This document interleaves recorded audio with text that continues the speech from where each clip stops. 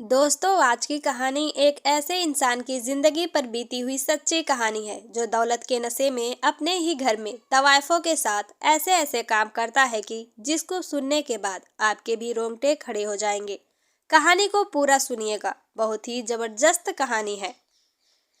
हम चाय पीने के लिए एक खोखे पर रुके। यह गरीबों का चाय खाना था। अक्सर इस किस्म की चाय खाने सड़कों के किनारे, शहर की गलियों, मोहल्लों, बाजारों, मंडियों, बसों और ट्रकों के अड्डों पर ही मिलते हैं। यह गंदे से और बेतरतीब चाय खाने होते हैं, लेकिन इनकी चाय इनकी दूध पत्ती मिसाली होती है। लोगों को इनकी बकायदा लत लग जाती है। लोग सारा सारा दिन यहाँ गुजार देते हैं। मैं इन चाय खानों में जरूर जाता हूँ और चाय को एंजॉय करता हूँ। हम 4 लोग थे। हमने चाय मंगवाई और बैठकर इंतजार करने लगे। गर्मी का मौसम था, हमें पसीना आ रहा था। मैंने टिश्यू पेपर निकालने के लिए जेब में हाथ डाला। टिश्यू पेपर निकाला और चेहरा साफ करने लगा। टिश्यू पेपर निकालते हुए 50 रुपए का नोट मेरी जेब से गिर गई। इस नोट के निकलने और गिरने से मैं बिल्कुल अनजान था। यह नोट उड़कर मेरे पाँव के करीब पहुंच गया। मैंने बिना देखे ही नोट पर पाँव रख दिया। दूर कोने में अधेड़ उम्र का एक मजदूर बैठा था। वह तड़प कर अपनी जगह से उठा, भागता हुआ मेरे पास आया। जमीन पर बैठकर मेरा पाँव हटाया, नोट उठाया, नोट को सीने पर रगड़कर साफ किया, नोट को चूमा, आंखों के साथ लगाया और दोनों हाथों में रखकर मुझे वापस कर दिया। हम चारों इस हरकत पर हैरान भी थे और परेशान भी। हमारी जेबों से कभी भी नोट गिर जाते तो देखने वाले बता देते हैं और हम नोट उठाकर दोबारा जेब में रख लेते हैं। लेकिन हमने जिंदगी में कोई ऐसा पागल नहीं देखा था जो फर्श पर गिरे हुए नोट के लिए तड़प कर अपनी जगह से उठा हो। फर्श पर बैठा उसने नोट को उठाकर अपने सीने से साफ किया, रुपया 50 के मामूली से नोट को चूमा, आंखों से लगाया हो और किसी पवित्र कागज की तरह दोनों हाथ में रखकर मालिक के हवाले किया हो। ये यकीनन हैरत की बात थी और हम चारों उस वक्त हैरान थे।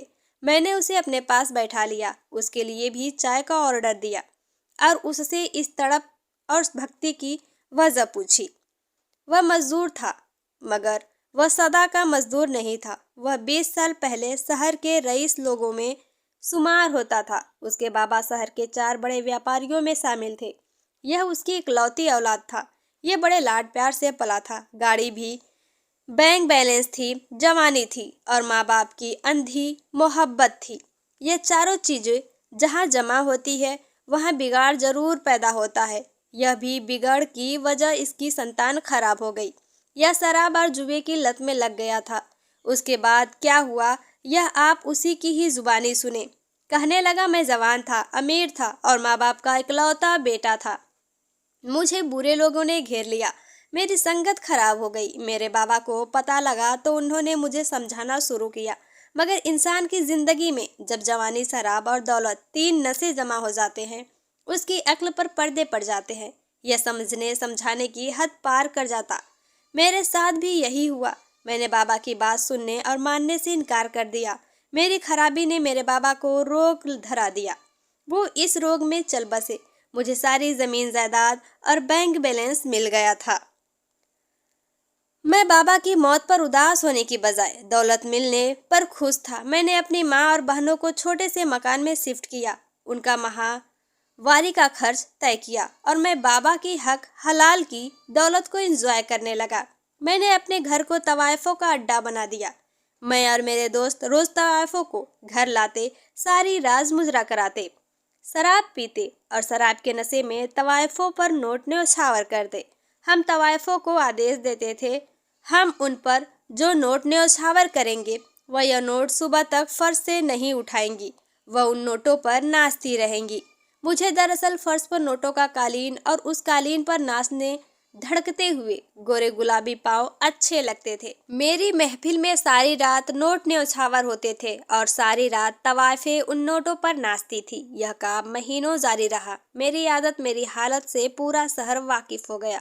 मेरे बाबा के एक दोस्त को पता लगा तो वह एक रोज मेरे पास आए। उन्होंने मेरे सर पर हाथ फेरा और कहा, बेटा तुम्हारे बाबा लोगों से कहा करते थे, ईश्वर जब किसी से खुश होता है तो उसे भरपूर दौलत देता है, फिर सेहत देता है, फिर औलाद देता है और आखिर में अच्छे दोस्त देता है। तुम्हारे बाबा कहा करते थे, दौलत ईश्वर की भक्ति के बाद ईश्वर का बहुत बड़ा आशीर्वाद होता है।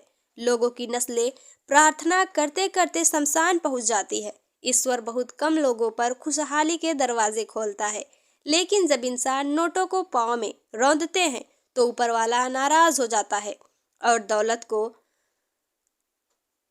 नाकदरी करने वालों से परमात्मा अपनी भक्ति भी छीन लेता है, अक्ल भी, सेहत भी और अच्छे दोस्त भी। बाबा के दोस्त का कहना था, तुम नोटों को तवायफ के कदमों में न्योछावर करके ईश्वर के बहुत बड़े आशीर्वाद की तौहीन कर रहे हो। तुम तबाह हो जाओगे, तुम संभल जाओ। लेकिन मैं उस वक्त नशे के घोड़े पर सवार था। मैंने उनको यह कहकर वापस कर दिया, आप मुझे मेरे हाल पर छोड़ दे, आप अपने बच्चों पर तवज्जो दे, वो लोगों के गिरबान फाड़ते हैं। वह चले गए, मैंने अपना काम जारी रखा और मेरे दोस्त तवायफों के कदमों में नोट न्योछावर करते रहे। एक दिन उस गरूर का नतीजा निकल आया। मैंने नशे की हालत में गोली चला दी, एक तवायफ मारी गई, केस बना। मैं सजा से तो बच गया, लेकिन मेरा सब कुछ चला गया और अब मैं एक फैक्ट्री में मजदूरी कर रहा हूँ।